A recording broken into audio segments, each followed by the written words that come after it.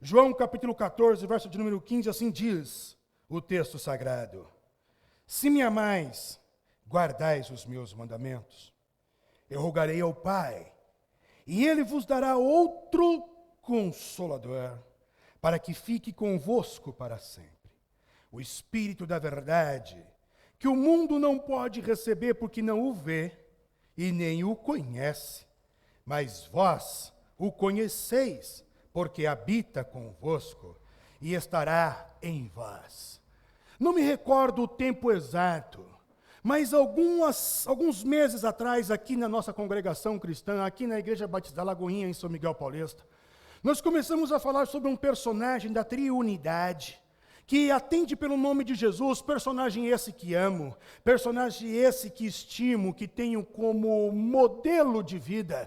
E eu procuro me relacionar com ele como se ele fosse meu irmão, porque de fato ele é o meu irmão, porque através do seu sacrifício, ele nos faz filhos de Deus. Logo, se ele é o filho unigênito, agora com outros filhos ele é o filho primogênito, e você e eu somos também filhos junto com ele, co-herdeiros e herdeiros com ele. Logo, Jesus é aquele irmão mais velho, o irmão mais velho que eu não tive, então me relaciono com ele. Nós falamos que Jesus é um Deus de escândalo. Nós conversamos que Jesus é um Deus manso, falamos que Jesus, ele é o Deus de todos, ele é o Deus que é. Foram as características que nós falamos acerca do Cristo. Porém, obviamente, falamos cerca de 10 sermões, 10 reflexões que abordaram a Jesus Cristo de Nazaré. E hoje, eu quero iniciar aqui mais uma série de mensagens que vai falar sobre outro personagem da triunidade, que atende pelo nome do Espírito Santo, pois julgo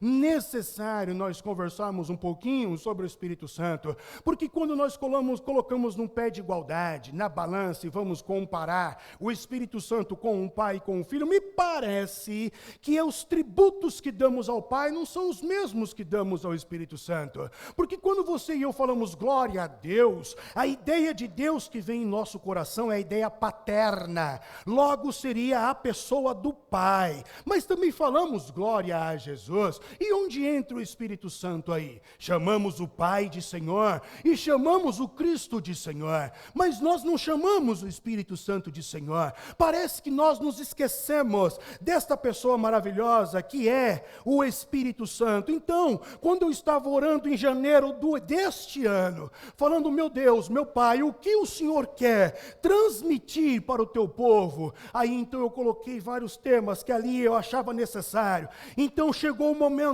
que julgo que devemos falar sobre essa pessoa maravilhosa, que é o Espírito Santo. E acerca dele, Anselmo de Cantuária, cristão e teólogo, ele escreveu da seguinte forma: Vem Espírito Santo, vem mestre dos humildes, juiz dos altivos, vem esperança dos pobres, conforto dos cansados, vem estrela sobre o mar, salvação no naufrágio, vem glorioso adorno de todos os viventes, de todos os mortais, única salvação. Vem Espírito Santo, comisera-te de nós, prepara-nos para a tua obra, preenche a nossa pobreza com o teu poder, vem de encontro à nossa fraqueza, com a plenitude da tua graça. E esta é a minha oração também. Do mesmo jeito que Anselmo de Cantuária escreve, e eu vejo na literatura dele, na escrita dele, eu vejo uma oração, eu então faço essa oração, e acredito que essa deveria ser a nossa oração como cristão. Vem Espírito Santo, vem preencher a nossa pobreza. Mas quando ele fala de pobreza, ele não está falando de pobreza financeira, ele está falando daquilo que nos faz falta. E às vezes me parece que o Espírito Santo nos faz falta. Nós não temos uma intimidade. O que conhecemos acerca do Espírito Santo é algo superficial. De fato, aquilo que conhecemos dele é o que de fato ele é. Como, por exemplo, nós sabemos que ele é Deus. Pedro fala isso em Atos dos Apóstolos, no capítulo de número 5, no episódio de Ananias e Safira. Quando Ananias e Safira vêm, ele fala: por que vocês estão mentindo ao Espírito Santo? E logo em seguida, no versículo de baixo, ele diz: porque vocês mentiram a Deus. O Espírito Santo é Deus, sendo Deus, ele é onipotente, sendo Deus, ele é eterno. Essas características fazem parte da sua essência, é o que nós sabemos de fato. Mas quando olhamos para o Velho Testamento, o Pai, ele é notório.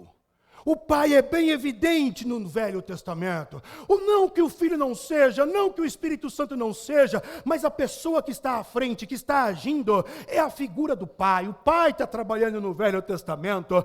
E aí chega um momento que o Pai olha para a humanidade, e quando o Pai olha para a humanidade, ele vê maldade. Olha para a humanidade e vê ódio, vingança, falta de perdão. O povo é mau.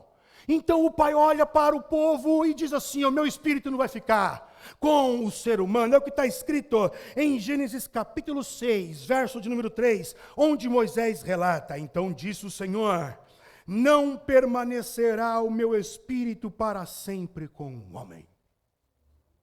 Me parece que Deus, o Pai, ele tira o Espírito Santo da jogada. Mas o Espírito Santo aparece, porque se você é um leitor assíduo da Bíblia, você vai ver que no Velho Testamento há episódios que o Espírito Santo aparece. E é justamente isso. O Espírito Santo não é abundante. O Espírito Santo, ele não é pleno, não é completo no Velho Testamento. No Velho Testamento, o Espírito Santo, ele é uma partícula. Ele age como se fosse uma conta-gota. E isso é tão notório, principalmente no livro dos Juízes. Quando você começa a ler o livro dos Juízes, você vai perceber que o Espírito Santo, ele vem, ele usa uma pessoa, ele enche aquela pessoa, e depois de agir em Israel, através daquela pessoa, daquele juiz, o Espírito Santo cai fora. Isso aconteceu, por exemplo, em Juízes capítulo 3, verso de número 10, quando Otoniel, algumas versões dizem Otoniel era juiz de Israel. Então, quando ele foi livrar Israel, o Espírito Santo toma ele. O Espírito Santo age através da vida dele. E depois que agiu, o Espírito Santo sai. A mesma coisa aconteceu em Juízes capítulo 6, verso de número 34, na pessoa de Gideão. O Espírito Santo toma Gideão, o Espírito Santo usa Gideão, terminou o ofício, derrubou os midianistas, livrou Israel, o Espírito Santo agora sai de Gideão. A mesma coisa acontece com Sansão, em Juízes 14, verso de número 6. E se olharmos mais à frente, aconteceu com Saul, aconteceu com Davi, e aconteceu com os mensageiros de Saul também. O Espírito Santo tomou eles profetizaram, e o Espírito Santo saiu dele. Então, o Espírito Santo no Velho Testamento não é pleno, não é completo, é um conta-gota. Mas quando o Pai olha para a humanidade, o Pai vê que para que a humanidade exista, subsista, é necessário o Espírito Santo. Por quê? Quem convence da condenação, quem convence do pecado e quem convence do juízo? É o Espírito Santo. Então, para que o ser humano, ele possa cair em si, precisa do Espírito Santo, só que agora ele não está. Então Deus, o Pai, resolve fazer uma promessa, e ele usa um profeta que atende pelo nome de Joel, e lá no capítulo de número 2, verso de número 28, o profeta profetiza trazendo a promessa do Pai. Ele diz: e há de ser que depois derramarei do meu espírito sobre toda a carne, e vossos filhos e vossas filhas profetizarão, e os vossos velhos terão sonhos, e os vossos jovens terão visões. A promessa está lançada. Mas você sabe que toda a promessa, ela gera expectativa. Daniela, por exemplo, minha esposa, quando ela era bem mais adolescente, o primo dela se formou em contabilidade, era contador, hoje ele é contador. Ele tem um negócio próprio dele, a contabilidade dele, mas quando ele estava para formar a contabilidade, ele diz assim: filha, se der certo aí que o primo consiga montar a contabilidade, o primo vai chamar você para trabalhar comigo, promessa. Ela está esperando até agora. Até hoje. Quando se lança uma promessa, gera-se a expectativa. E diz a Bíblia que A expectativa, a promessa que é tardia, ela deixa você meio que desanimado. Porque não chega nunca. Então surge uma pergunta. Porque o povo de Israel está na expectativa. O Espírito Santo será derramado de forma abundante, não sairá mais. Expectativa. Então surge a pergunta, quem é que vai trazer o Espírito Santo? É aí que chega essa figura, esse personagem emblemático, singular, prismático, que é Jesus de Nazaré. Meu irmão, meu brother, meu Deus, meu Senhor, meu amigo. Aí ele entra em cena, as cortinas da novela da vida real são abertas, ele entra e começa a curar, ele começa a aconselhar, ele começa a pregar, ele expulsa o demônio, ele multiplica pães, e nós sabemos do enredo, nós sabemos da biografia do Cristo, mas antes dele começar a fazer tudo isso, ele vai iniciar o seu ministério. Então ele vai de encontro até onde está o seu primo, o chamado Batista. Apelidar o seu primo João de Batista. Batista não era seu sobrenome. Era porque ele foi o primeiro a batizar nas águas. É como se fosse lá o Zé da esquina. O esquina não é sobrenome do Zé. Mas é porque ele tem um estabelecimento na esquina e vira ponto de referência. É a mesma coisa João o Batista. Ele não tem o sobrenome de Batista, ele é primo de Jesus e Jesus vai lá. E aí eu fico imaginando a cena. João na água, pronto para começar a batizar.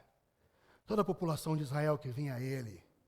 E aí, quem sabe, quando Jesus está próximo de chegar, João o Batista, ele está falando aquele versículo de Mateus 13, verso de número 11, que diz assim, eu em verdade vos batizo com água para o arrependimento, mas aquele que vem após mim é mais poderoso do que eu, cujas sandálias não sou digno de lavar, de levar.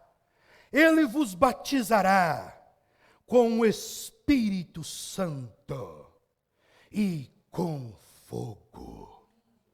E aí eu fico imaginando então, o João o Batista depois que falou isso, porque havia uma plateia ouvindo o sermão, a palestra, a pregação de João o Batista, eu fico imaginando depois que ele falou isso, ele para de falar. E se você já participou de grandes palestras, e quando o palestrante ele para de falar e dá uma pausa muito grande, você percebe. Aí você fala assim, puxa, o cara esqueceu o que ia falar. Se perdeu o fio da meada, já era. Isso aconteceu com João Batista, porque depois que ele falou, que nós acabamos de ler, eu fico imaginando que ele parou de falar. E ele então começa a avistar lá longe. Lá longe está vindo um homem. A plateia está aqui ouvindo ele, e ele falou que vai vir um após ele, que vai batizar com o Espírito Santo e com fogo, e ele avista lá na frente um camarada, está vindo, está andando, e a plateia está esperando ele falar alguma coisa, ele não fala nada. Só que você e eu, nós somos assim, quando nós estamos conversando com uma pessoa, e essa pessoa desvirtua o olhar, você olha para o lugar que ela está olhando, principalmente mulher, vai jantar com a tua companheira. Aí você, homem, faz assim para trás, para ver se a mulher não vai olhar para trás. Ou faz assim, para ver se ela não vai olhar para trás onde você estava olhando. Nós temos a tendência de olhar para onde a pessoa está olhando. Aí está João Batista, que acabou de falar isso aqui, que nós acabamos de ler, está vendo o cara vindo lá. Aí o Espírito Santo testifica com ele, é esse aí, ó. Esse aí é o Cordeiro de Deus que tira o pecado do mundo. Aí João o Batista, ele não aguenta, porque o Espírito Santo acabou de falar com ele, João o Batista acabou de falar que vai vir um, que vai trazer o Espírito Santo e o fogo. Aí ele avista, Jesus está vindo, e ele diz, eis lá, não para de olhar para mim, olha para lá, está lá, eis o Cordeiro de Deus, que tira o pecado do mundo. Aleluia! Ele veio, e ele faz os milagres dele. Nós conhecemos a narrativa, nós conhecemos um enredo. Só que chega um momento, mais especificamente João capítulo 14, verso capítulo 15 e capítulo 16. Esses 3 capítulos na sequência. Jesus começa com um papo meio estranho. Jesus começa a dizer que vai entrar em Jerusalém, vai ser esbofeteado, vai ser crucificado, vai ser morto, vai ser entregue ao Senado e etc. E vai ser crucificado. Aí os discípulos já estão entendendo. Só que Jesus diz, eu vou ressuscitar, não se preocupa não. Só que os discípulos já estão entendendo, a mensagem de Jesus é, estou caindo fora, eu já estou de passagem comprada, eu tenho horário para chegar no aeroporto, e eu vou zarpar. É essa a mensagem que Jesus está mandando para eles. Aí paira um sentimento no coração dos apóstolos de orfandade, um sentimento de abandono, um sentimento de pessoas que estão sendo largadas. Como é que pode? Estávamos esperando Deus encarnar, Deus encarnou, Ele está aqui, agora Ele está dizendo que vai embora? Como? E Israel sabia disso, e Jesus percebeu isso. Jesus percebeu o vazio que estava no coração deles, porque se nós voltarmos ao eterno passado, você vai perceber que lá no Egito, o povo de Israel ficou 400 anos de escravidão no silêncio de Deus. Se formos mais para frente para o livro de Malaquias, entre o livro de Malaquias e o nascimento de Jesus, foram 400 anos de silêncio no período intertestamentário. Então os discípulos sabem o que significa Jesus falar, estou indo embora, vai ficar vazio de novo, vai ficar silêncio de novo, não vamos ouvir Deus de novo. Só que Jesus, sabendo disso, ele fala lá em João, capítulo de número 16, verso de número 7. Todavia, digo-vos a verdade, que convém que eu vá, disse Jesus, porque se eu não for, o Consolador não virá a vós, mas quando eu for, eu vou enviá-lo. Jesus precisava ir, senão o Consolador não vem. E mesmo assim o sentimento paira. Aí acontece o que nós acabamos de cantar agora aqui no último hino. Eu não sou mais órfão. Essa expressão é uma expressão do Cristo. Eu não vos deixarei órfãos. Enviarei outro Consolador. E a palavra outro aqui é onoma no grego, que significa assim, é diferente, mas é igual. Porque com Deus, as ciências exatas nem sempre dá exata. Por exemplo, 1 mais 1 mais 1 seria 3. Mas para Deus, 1 mais 1 mais 1 é 1. Pai, Filho, Espírito Santo, dá Deus. 1. Então nem sempre as ciências exatas, ela tem tanta significância ou valia. Com Deus não funciona assim. A palavra onoma é o diferente, mas é o igual.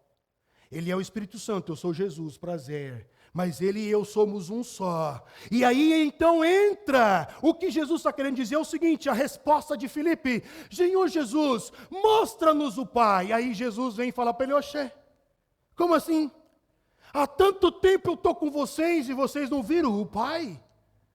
Quem enxerga a mim, enxerga o Pai, porque o Pai e eu somos um. É a mesma coisa com o Espírito Santo. Quem enxerga o Espírito Santo vê o Pai, vê o Filho. Por isso, se você e eu quisermos ter relacionamento com o Pai e quisermos ter relacionamento com o Filho, não tem outro caminho. Precisa ser íntimo do Espírito Santo. Porque a dispensação que nós estamos vivendo é da graça, onde o Espírito Santo está imperando. Então eu tenho o Velho Testamento, onde o Pai é notório, agora o Filho aparece, agora é o Espírito Santo que surge, e Ele está conosco. Então se eu quero ver o Pai, se eu quero ver o Cristo, é só por meio do Espírito Santo. Mas surge o momento do cumprimento da promessa. Jesus vai cumprir a promessa. Após ressuscitar, diz a Bíblia que Jesus ele começa a aparecer em diferentes locais, diferentes localidades, em diferentes momentos da história dos discípulos. E aí quando Jesus ele aparece, lá em João 20, 21, nós vamos ver que ele cumpre a promessa. Uma reunião como essa, discípulos de Jesus todos reunidos. João 20, 21. Jesus aparece no meio dos discípulos, os discípulos se assustam. Aí não tenham medo, paz seja convosco. Aí no verso de número 21, Jesus diz assim, cumprindo a promessa. Disse-lhe, pois, Jesus outra vez, paz seja convosco. Assim como o Pai me enviou, eu também vos envio a vós. E havendo dito isto, assoprou sobre eles e disse-lhes: recebei o Espírito Santo. Promessa cumprida. Presta atenção numa coisa, meu irmão, minha irmã. Batismo com o Espírito Santo não é Atos 2. Batismo com o Espírito Santo é João 20, 21. Quando Jesus, ele assopra, não tem alarde, não tem barulho, não tem fogo, não tem poder. Ele entregou o Espírito Santo como aquela brisa suave na caverna de Elias. Um negócio bem assim humilde, simples. O Espírito Santo foi jogado, derramado ali para os apóstolos. Batismo com o Espírito Santo não é Atos 2. Só que João o Batista disse que após ele viria um que batizaria com o Espírito Santo e com fogo. Perceba, João o Batista não disse em momento nenhum que o Espírito Santo é fogo. Ele disse o Espírito Santo e o fogo. O João o Batista está fazendo distinção. Então, em João 20, 21, a promessa de receber o Espírito Santo se cumpre. Mas e o fogo? Porque falta o fogo.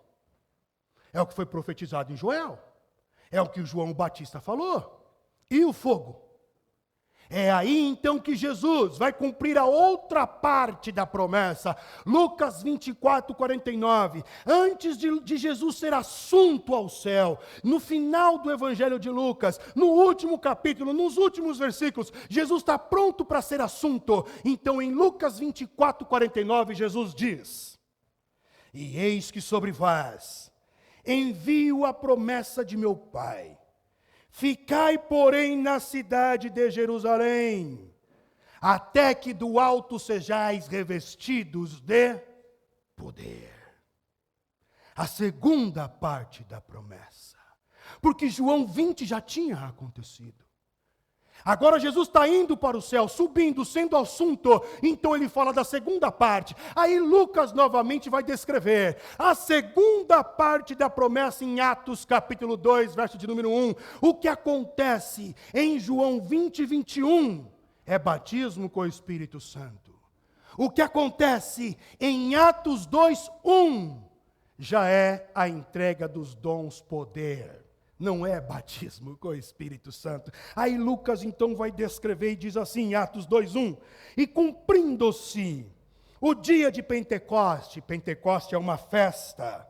O pessoal estava em festa. E cumprindo a festa do Pentecoste, não tem nada a ver com o poder do Espírito Santo, estavam todos concordemente, ou em concordância, unidos no mesmo propósito e no mesmo lugar.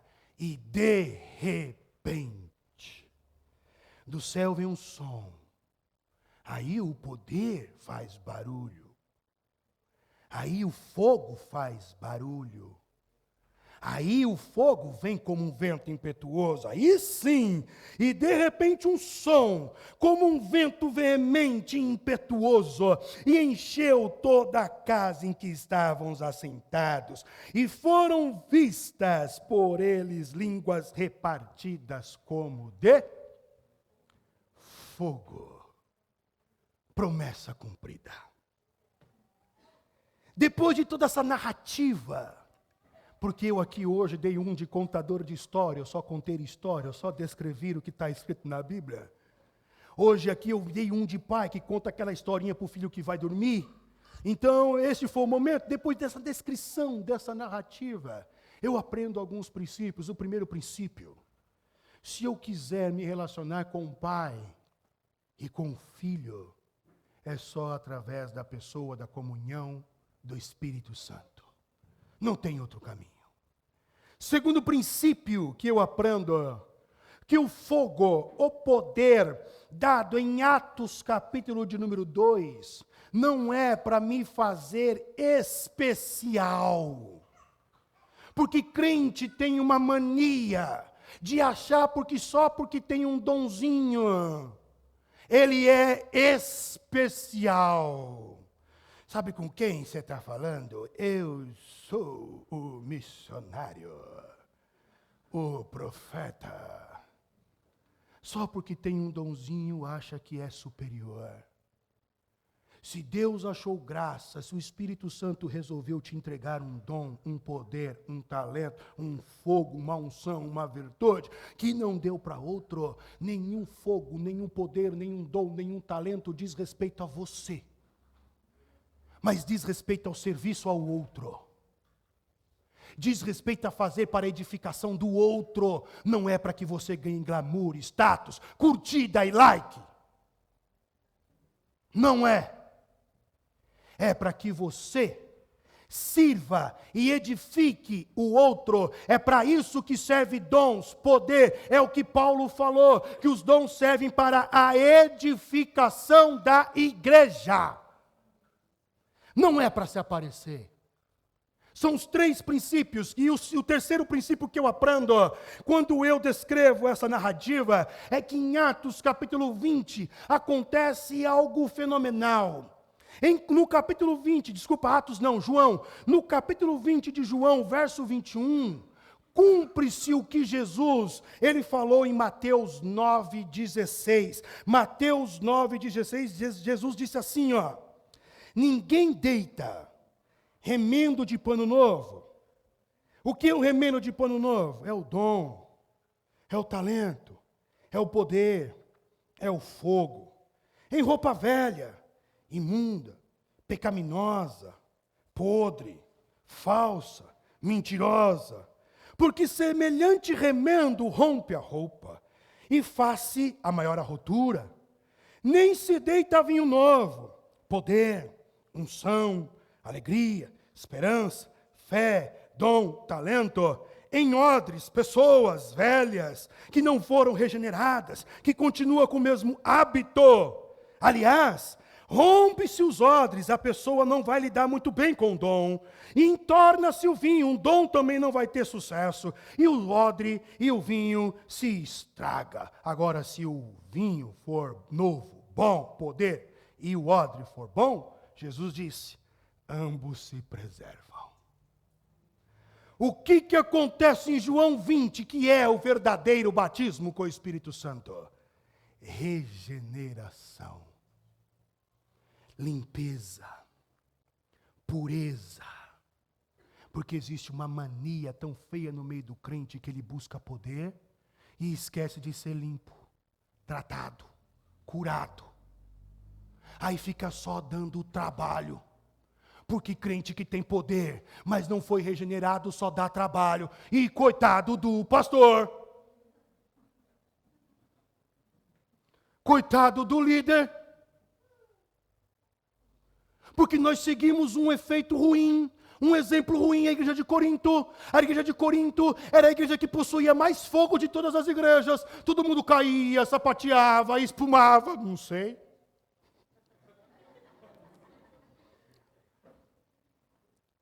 Mas lá, Paulo teve que escrever 4 cartas.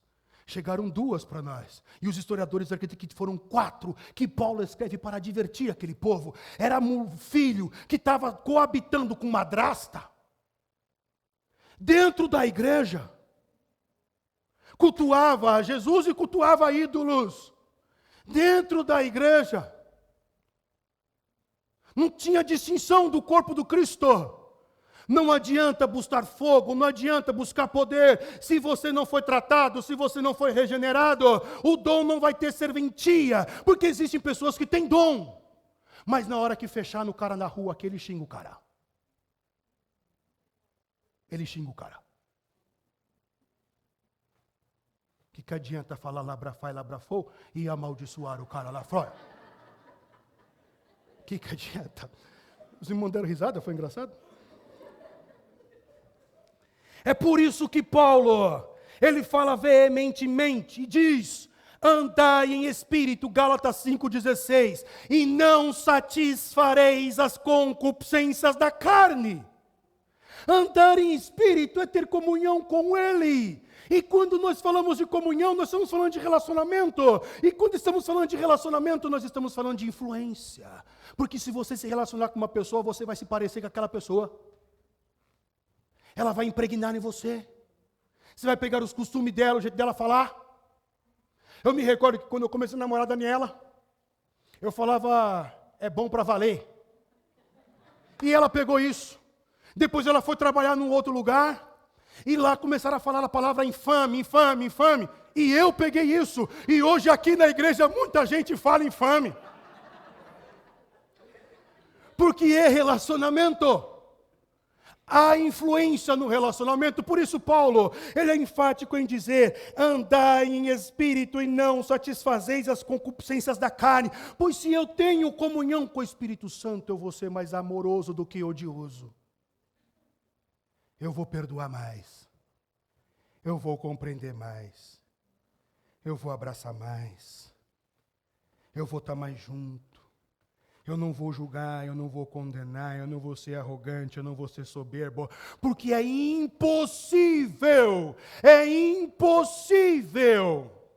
você ter relacionamento com o Espírito Santo, ele não te mudar. É por isso que a oração de Anselmo de Cantuária é a minha. Eu quero que o Espírito Santo até o final de dezembro promova na Lagoinha São Miguel Paulista um genuíno reavivamento, onde nós somos quebrantados, onde somos arrependidos, ficamos arrependidos, confessamos pecado e há realmente mudança de vida. Parar com esse negócio de fluxo. Vai para a igreja X, para a igreja Y, não tem mudança. Ouve no YouTube, ouve no Spotify, não tem mudança. Porque não tem conhecimento do Espírito Santo. Comunhão com o Espírito Santo. Só há mudança. Quando houver comunhão com o Espírito Santo, só vai haver poder genuíno que trabalhe para a edificação. Quando houver comunhão com o Espírito Santo, Ele é a resposta para um Brasil doente. Ele é a resposta para uma igreja doente. O Espírito Santo. O Espírito Santo. Não tem outra alternativa. Não tem outro meio. E Paulo fala da comunhão. Por isso o amor de Deus, a graça de Jesus e a comunhão do Espírito Santo, porque a comunhão é algo que você vive no agora. Não tem como eu ter comunhão com alguém ontem. E não tem como eu ter comunhão com alguém amanhã. Eu só posso ter comunhão com alguém agora. A comunhão é presente agora, a comunhão é do aqui e do agora. Por isso a comunhão com o Espírito Santo. É isso que eu tenho orado, é para isso que eu oro. Aí você fala assim, pastor, como é que eu sei que eu tenho comunhão com o Espírito Santo? É simples, irmão.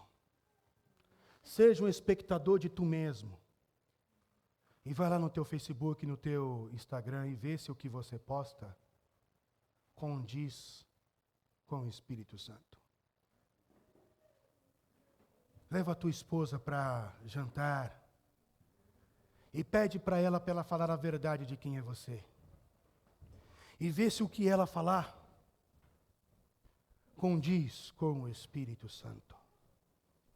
Senta com os teus filhos, vai jogar uma bola com ele no parque, compra um sorvete, dá um sorvete para o moleque, empina o pipa, anda de carrinho de rolemã, faz isso para ele. E depois tu senta na mesa e fala assim, filho, quem que é o pai? Vê se o que ele fala condiz com o Espírito Santo. Chegar com os dois pés no peito de alguém fala muito sobre a comunhão com o Espírito Santo.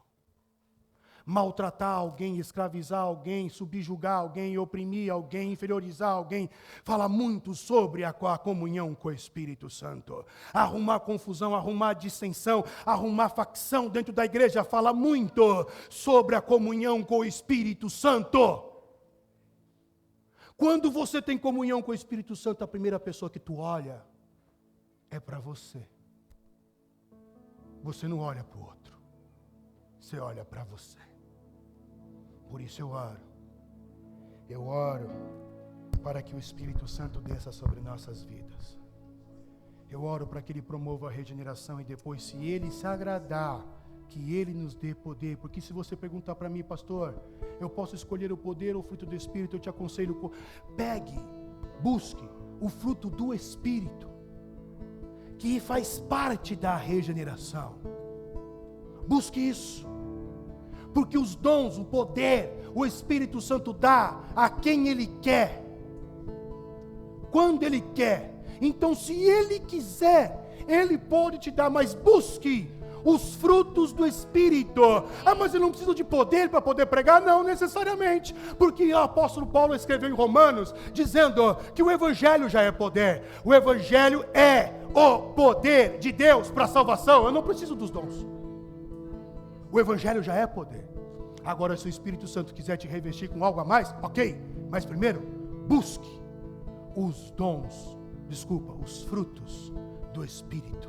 E eu oro para isso, para que haja em nós um grande quebrantamento. E te prepara, que até dezembro deste ano, em São Miguel Paulista, em nossas vidas, na nossa igreja, na nossa comunidade, nunca na história de São Miguel Paulista, nunca houve conversão ou conversões como vai acontecer.